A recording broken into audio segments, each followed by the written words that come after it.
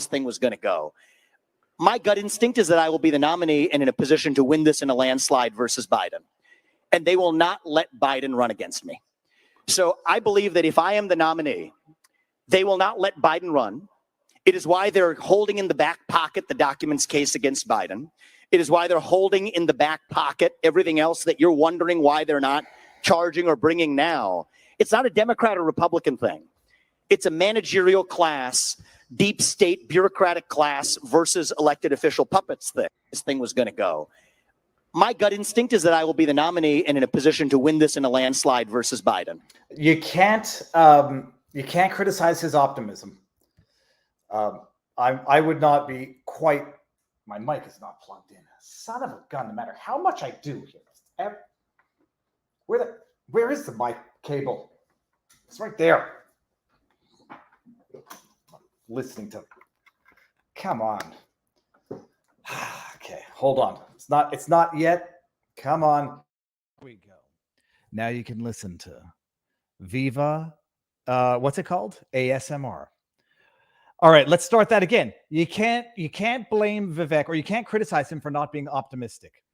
But I would not place a bet on Vivek as being the nominee unless I were trying to win like the 1,000-to-1 long shot. But even then, I think I would no. Although I like him, and that's not to say I don't like him. But let's play this out because I think Vivek is right, but for the wrong reasons. And they will not let Biden run against me. I need to hear this. What would they let Biden run against DeSantis? Would they let Biden run against Trump? Would they let Biden run against Tabarnouche? I can't think of the other people in the. Oh, Mike Pence, whose political career and business career should be done, given that recent outrageous statement that he made to Tucker Carlson. Something about Vivek that they wouldn't let Joe Biden run against him in particular, but the rest of the GOP field? I don't think so. I just happen to think they're not going to let Joe Biden run, period. So I believe that if I am the nominee, they will not let Biden run. It is why they're holding in the back pocket the documents case against Biden. I think he has a good point here. I think we've talked about this a little while ago. Maybe Vivek is watching the channel, the Sunday night streams.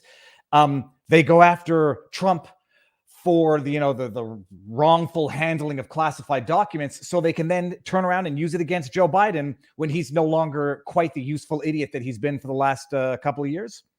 It's not far-fetched. Who would be a more useful idiot to replace him? Gavin Newsom.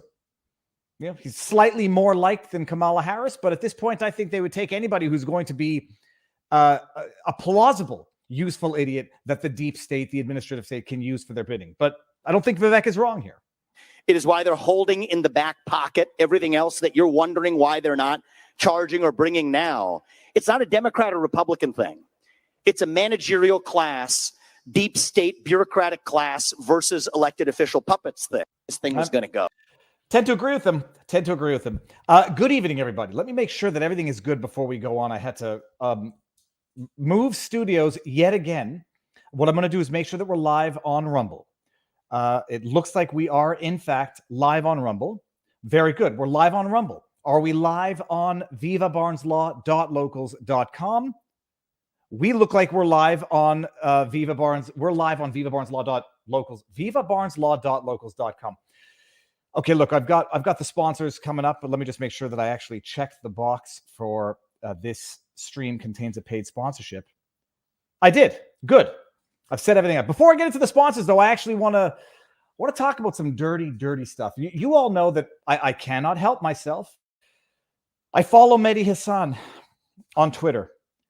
Mehdi Hassan, to quote a Jerry Seinfeld episode, he's a very, very bad man.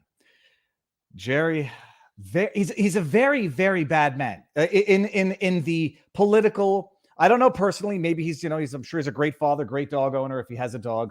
Politically speaking, he is what we call a dangerous player.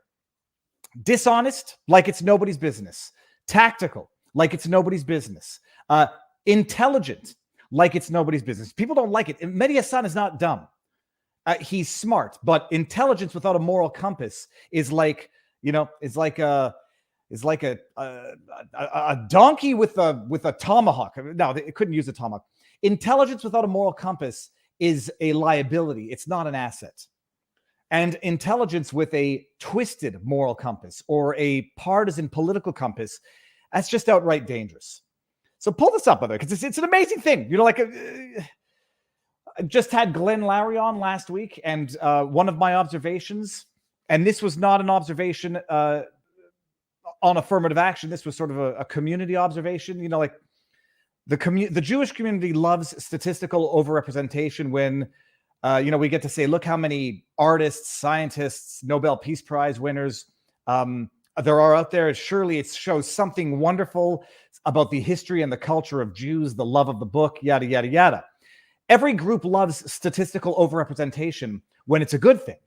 And then all of a sudden, when it's not a good thing, then we say, well, you can't determine anything from that statistical overrepresentation. And if you come to any conclusions that are based on statistical overrepresentation in fields that you don't necessarily want to have statistical overrepresentation in, well, then you're called the isms, the ites, the ists, and whatever. So all that to say, within the community, we know you grow up, your parents tell you who all the famous actors are. They're Jewish. Oh, you never knew Harrison Ford's half Jewish. Go listen to Adam Sandler's Hanukkah song. You'll find out a lot of actors who are Jewish. O.J. Simpson, not a Jew. But guess who is? Hall of Famer Rod Carew. I don't even know who Rod Carew is. I just know the lyrics to that song. So check this out. I'm just fishing through my Twitter feed before the show, and I read a tweet from Mehdi Hassan that says, so weird that the Jewish public health expert and world-renowned vaccine doctor Peter Hotez didn't want to debate with the, quote, are Jews immune from COVID dude. Intelligent in that this is a cunning misrepresentation or repetition of what is overt MSM slanderous hit piece disinformation. RFK Jr. did not say that the COVID virus was intended to target certain races and not other races. What he did observe, and from what I understand, there is some scientific legitimacy to it, is that, much with like certain diseases that can affect certain genetics more than others. Tay-Sachs, sickle cell anemia happen to hit certain demographics more than others. His observation was not that COVID was a bioweapon designed to target certain races and leave others alone, but that it might have happened that some races are more susceptible and others less susceptible for whatever the reason. But the media headline, because they got to find a way, they got to go like a next angle to defame and demean and degrade and slander RFK Jr. RFK Jr. says it was a genetically designed bioweapon that was going after certain races, but not other races. Somebody said, hogwash, horse crap. Mehdi Hassan knows it, but he knows that his audience is not going to necessarily, delve into what RFK Jr. actually said, even though RFK Jr. Spent more time than he should have addressing these accusations on Twitter this weekend. Okay, set that aside. So weird that the Jewish doctor, it's nice. Hey, like I always say, who never, I said it with Glenn Lowry, tongue in cheek, who never lets you forget that you're Jewish? Members of the Jewish community and anti-Semites. And the reason is oddly the same. It's because that aspect of the identity is the determinate, highly relevant, defining element of a human. When you're in the Jewish community, for good and for bad, you're like, oh, he's Jewish. Okay, well, whatever. Oh, good to know. Oh, are you Jewish? Oh, we have a kinship. We have something to talk about. Other groups, oh, you're Jewish. Well, I'm reducing you to that aspect of your identity.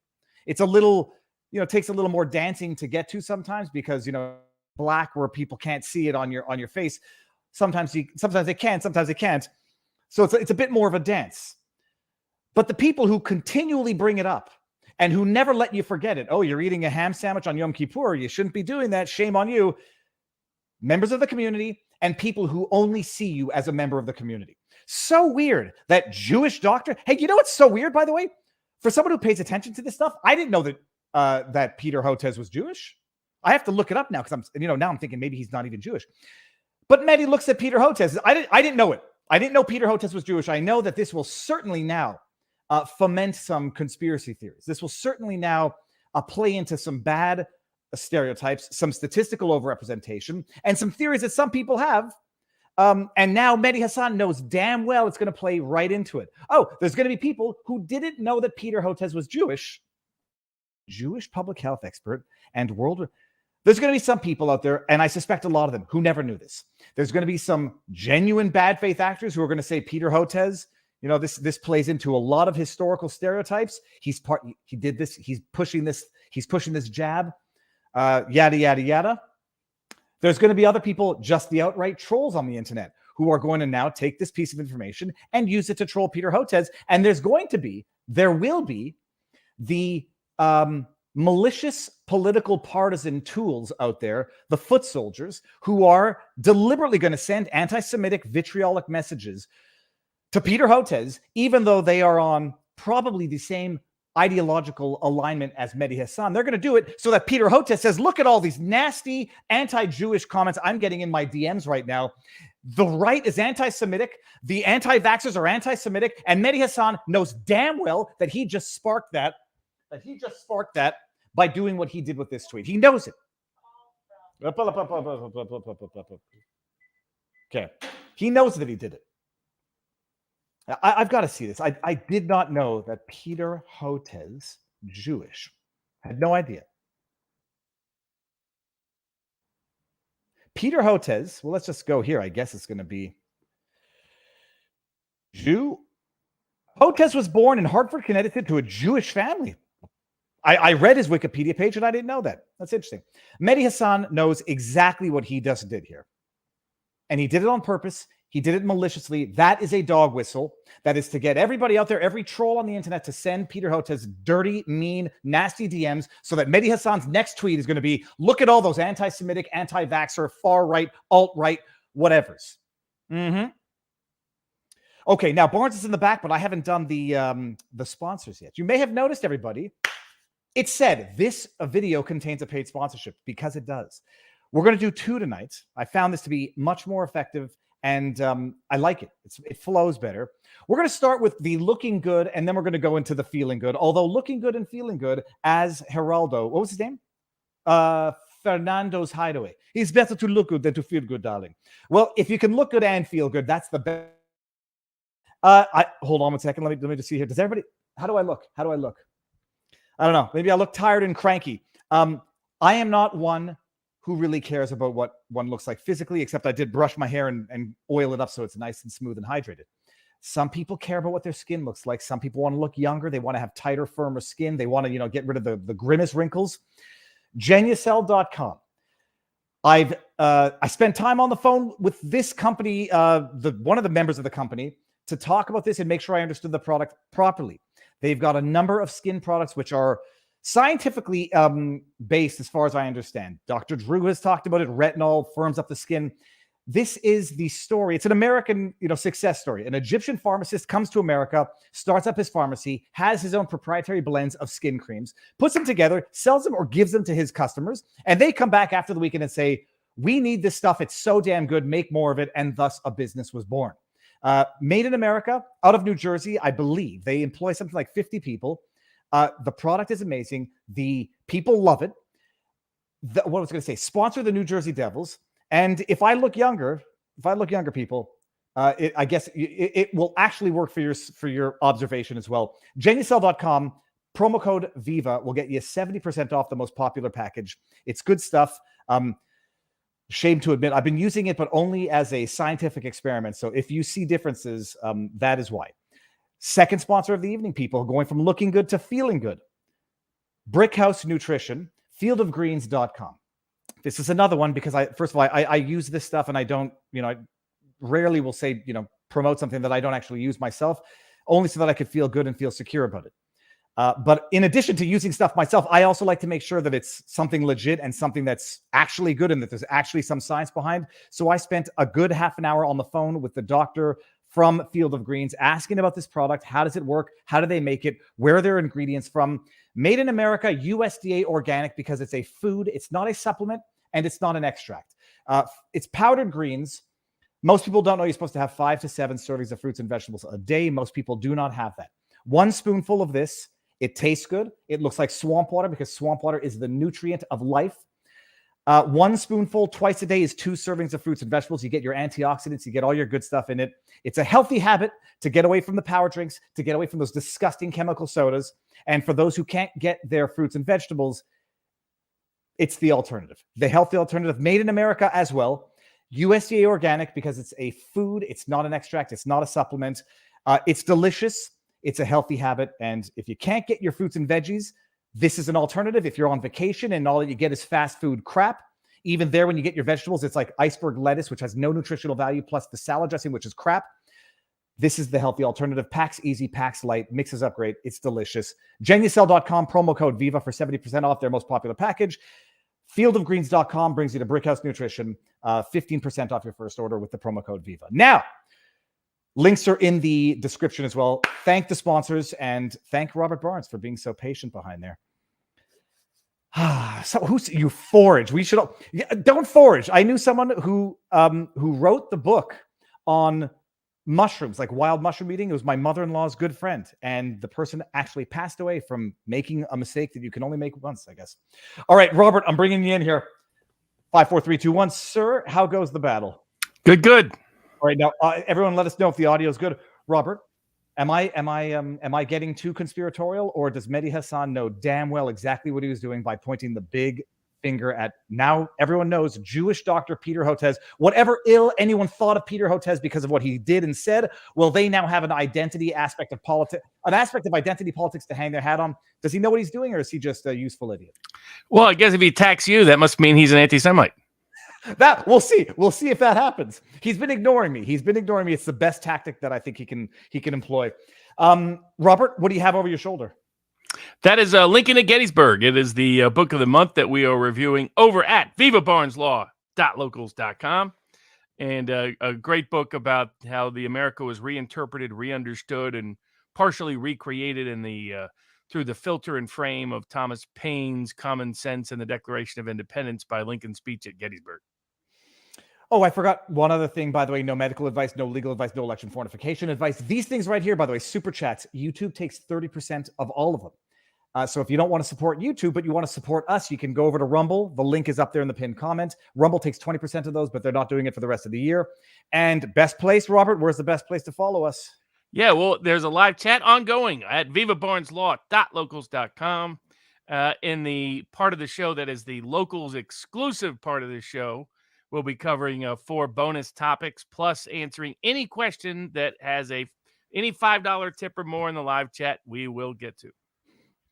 All right. And now, Robert, we didn't have the Ray Epps lawsuit on our menu, but do we add that maybe for the after party at Locals, or do we have it up there? Oh, we do. So here's our top 12 topics tonight.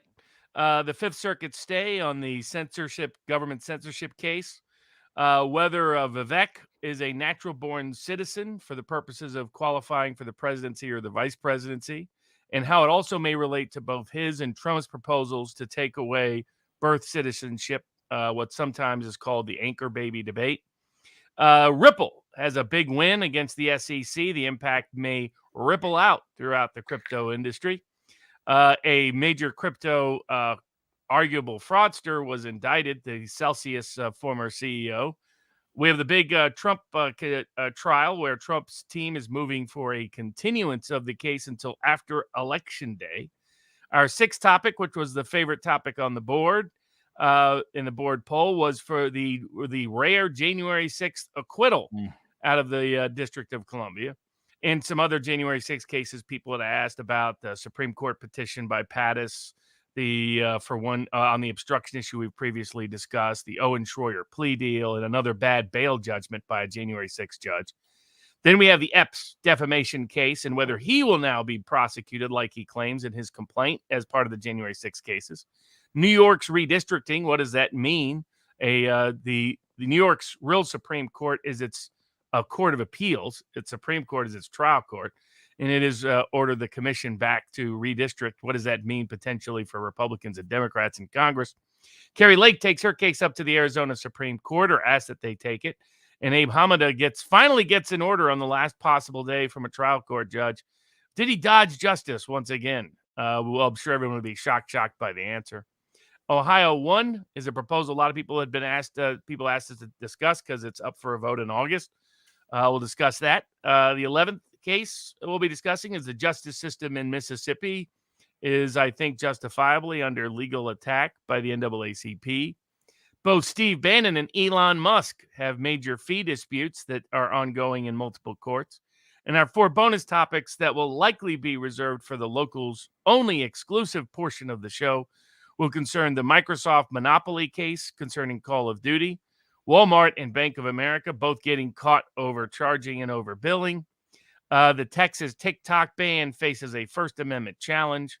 And a little analysis on the legal take on the scenes from the movie that we watched this week at Viva Barnes Law.locals.com. Dirty Harry. Was that a correct constitutional analysis in the middle of the movie? Fantastic. Now, Robert, I need you to refresh my memory. The first one of the day is the Fifth Circuit stay of censorship. Yep. I'm absolutely blanking out as to what that subject is. Oh, so that's the Missouri versus Biden the Louisiana case where the judge issued an injunction to prevent the Biden administration's ongoing censorship efforts. The government appealed on an emergency basis to the Fifth Circuit Court of Appeals. Fifth Circuit Court of Appeals expedited the process for briefing and oral argument and issued what they call an administrative stay. That's a stay that doesn't resolve anything on the merits, pending its oral argument.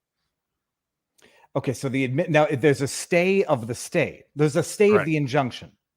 Right. So the Biden administration can go back to censoring for the time being. And they can go back to discussing with the intent of trying to get them to take down posts on social media. Administrative stay, is there I have no idea how that works. Is there a time frame, or is that administrative stay until the hearing on the appeal of the injunction to prevent the interference? It's an administrative stay pending their resolution of the case. But they have ordered an expedited resolution of the case. Yeah, the expedited. That we'll talk about expedited resolutions of cases when we get to Trump. Vivek. So Vivek? Right before we get to Vivek, yeah. Some people had asked, like Tim Pool was asking, how could this happen? Whenever the deep state, which has deep ties to this case, ask any federal court for emergency relief, they almost always grant it. When the deep state asks, the courts come bowing. That's the short answer on why they granted the administrative stay. Again, they didn't address the merits. But when when it's the FBI, when it's the Department of Justice, when it's the Central Intelligence Agency, when it's the CISA, when it's these kind of agencies, federal courts just do whatever they ask 9 times out of 10. Now I say the judge is going to be pissed because his order is obviously being overridden, not on the merits though. Does the precedent or does the factual, not timeline rather, but does the factual elements of the judge's order still have the same value that it had prior to this stay of the injunction? Kind of. And I mean, everything's kind of pending the appeal, but the only thing they stayed was the injunctive relief. They didn't overturn anything on the merits or anything else at this stage. Okay. All right. Interesting. And we'll do the Vivek before we head over to Rumble exclusively. So the discussion with Vivek, he's a natural born American. He constitutionally has no potential impediment to becoming president, much like Kamala Harris did not either, despite the fact that she's first generation born to immigrant parents, brought up in Canada, actually just up the street from where I used to live, went to Westbound High School. Vivek has the same type of issue, same type of questions going on for him right now. Yeah. So there's people out there that still believe that the phrase natural born citizen in Article 2, Section 1, Clause 5 of the United States Constitution is the precondition to be elected president, along with the fact that you have to be a 14-year resident in the United States and you have to be at least 35 years of age, which at the time of the Constitution, that was relatively old. These days, it'd be the equivalent of 45 today, maybe even 50, you could say. But there are people who believe natural born citizen requires your parents also be natural born citizens. And so the debate is, what does natural born citizens mean? It has correlation to the 14th Amendment provision about if you're born in the United States, you're a citizen of the United, and subject to its jurisdiction, you're a citizen of the United States. Both Vivek and Biden have proposed, not Biden, Vivek and Trump have both proposed banning citizenship for those born in the United States unless their parents were also citizens of the United States. And so the question is, are their proposals constitutional? And under Vivek's proposal, in essence, he himself wouldn't have been qualified to run for the president if his changes became law. So in the future. So it goes back. So it's mostly anchored in the so-called anchor baby debate, but it's come up in the case of McCain. It's came up prominently in the case of Obama. It's come up. There's been efforts to change it legislatively over the years. One time to try to make Schwarzenegger qualified, another time to make someone, Orrin Hatch try to push that through. So the question is, what does natural born citizen mean in the Constitution? But is there not a logical sort of what's the word? The philosopher Zenonian paradox here. If you're not natural born because you were born here but your parents weren't, would that not still be the same problem for the next generation if that rule were to apply? Well, if the father or the parent who was born in America but their parents weren't is not eligible for to be president, would their kids then be eligible? The full ramifications of it are unclear. The issue really becomes, my view is it's a lot of this argument has erupted in the context of immigration primarily. Secondarily, in the context of Obama, and then even McCain was challenged in 2008 on these grounds. Others have been challenged over the years. There are people who have brought suit challenging whether that provision is itself overridden by the 14th Amendment. And in my view, the 14th Amendment and this clause are the same. I don't think they're really different. Even though the words natural born don't exist in the 14th Amendment, I think that's what born and subject to the U.S. jurisdiction means, is the same as natural born. And it's a place where I disagree with. I don't think Trump's proposal is constitutional at all. I don't think Vivek's proposal is constitutional at all. A natural born citizen, and it's a misunderstanding of the history of the term. It's a desire to restrict what people consider illegal immigration. There's an incentive to illegally immigrate here if you can have your child here, because then you can use that as, quote, an anchor to bring in family members and make them citizens as well, or get protected immigration status as well. So I get the political concern, but it misses why this constitutional provision exists. It also misses the common sense interpretation of the word. It also misses the history of where this originates, policy and principle wise. Can you, not to get too deep into it, but explain that? Someone in Rumble on the chat said native born is not natural born. And now I don't know if that's a distinction without a difference. Yeah, I think that person's wrong. So there have been legal scholars, and it goes all the way back to Samuel Johnson in the UK. The term itself was commonly used in the United Kingdom going back to the early 1600s. And what it really represents is the idea of citizenship derived from the power of the king. If you were someone that was subject to the power of the king, then you were therefore a citizen of the realm. Now, often that came with duties and obligations as much as it came with rights and privileges and immunities. In our case, it comes with a lot more rights, privileges, and immunities than duties and obligations than it did in the United Kingdom at the time in the 16th and 1700s. But the principle is, as Samuel Johnson noted, as future legal scholars noted, as people at the time of the founding noted, natural born really meant native born. That you were native to the land, that you were native to the community, that you were native to being under the jurisdiction of the king. And this provision exists primarily and principally to preclude royal aristocrats from stealing the presidency. That's why it exists. The 14th Amendment exists to make sure to overturn Dred Scott and make clear that everybody born, white or black, slave or not slave, was a citizen of the United States, regardless of their ancestry. And that's what Lincoln at Gettysburg is partially about. All men are created equal is the meaning of the American experiment. And that the people being defined therein is anybody born. And the king, like the U.S. government, like sovereigns today, had power, two kinds of power. One was based on who you were as an individual, in personam, personal jurisdiction over the body, over the corpus, over the individual. Habeas corpus is thus my body is illegally restrained or detained or imprisoned. but also territorial jurisdiction, that I have power because of the land where something happened or occurred. And the theory has always been that if you control the land, anybody born on that land is subject to your jurisdiction, subject to your control. So native born, natural born, to me, are identical to the 14th Amendment provision of being born and subject to U.S. jurisdiction. Who they wanted to carve out, aside from royal aristocrats coming in and stealing it, were people that were diplomats that were here because they were not subject to U.S. jurisdiction, but they were here as diplomats, or maybe an occupying foreign army, that those people would not be considered part of the polity, part of the community. It was not intended to exclude anybody born of immigrants. There's simply no constitutional history for that interpretation, despite anti-immigration voices pretending they are.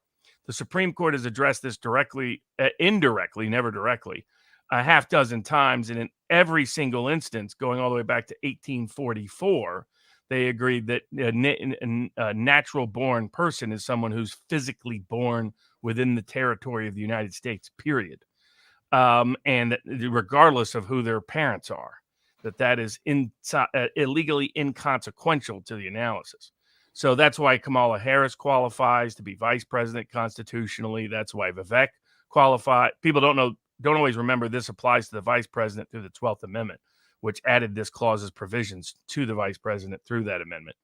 But that, I mean, for example, I saw there's like Post Millennial, some of these other publications were posting stories that said everybody knows that both of your parents have to be citizens. That's directly refuted. And by the way, if both of your parents had to be natural born parents, Donald Trump wouldn't qualify for the presidency. So, the people that are advancing these ideas that somehow we should limit citizenship to ancestry, what they're mostly confusing is that they've always wanted to extend citizenship to people who are born of American parents, even if they're born outside of the United States. And that was to protect their citizenship inheritance rights through their American parents. And they didn't want them to lose their citizenship just because the coincidence in those cases of them being born in a foreign territory. And thus it extended to John McCain, who was born in Panama. Thus, even if Barack Obama had been born in Africa, that was part of the dispute. To me, it was a statutorily coincidence that at the time the Congress didn't recognize that as natural born citizenship, but I don't think Congress has the right to interpret it however it wants. I think that that because his mother was an American, he was an American. And but they take that and they try to make that the limit of citizenship. And that's a different strain. You can either be subject to the king because of who you are as a person, or you can be subject to the king because of where you are as a person. And who you're born to or where you're born to are two alternative paths, not only one path to citizenship. And that's what it means. That's what it was intended to mean. That's what almost every scholar, senator, congressman, representative, founder, Supreme Court decision, jurist, legal decision has said about it. And so this attempt to eviscerate this because it might be politically convenient is a bad idea. As I always say, you got to accept the entire. If you don't like the Constitution, amend it. That's your solution. It's not to amend it by legislative fiat, by executive fiat, or by judicial fiat, or by political convenience. Okay, it's very interesting. I had only looked at it from the perceived loyalty aspect, like someone who's first generation, whose parents are immigrants and who was born here as an anchor baby might have conflicted loyalties, and people would be concerned in terms of representation. The historical aspect that you just explained adds another dimension to it. And I was just making sure when it came to Vivek, parents were immigrants born and raised in Ohio, I think. And as far as I had no idea, he's 37. I didn't realize he's that young. Loyalty to nation, I don't think people would have the same concern with Vivek that they have with Kamala, who first generation born to immigrant parents, but raised in Canada. And so that's like, we allow dual citizenships. That really wasn't their concern. Their concern wasn't the possibility of being subject to another foreign government. Their concern was royal aristocrats stealing the presidency. So it was not that somebody might have another obligation. And I've never supported that, because there's people who want to interpret natural born citizenship to be exclusive, to mean that you can only be subject to the jurisdiction of the United States under the 14th Amendment. Well, that's not what it says. They could have chosen that. They chose not to. And this debate was had at the time in Congress, by the way, about what did it mean to be subject to a foreign government.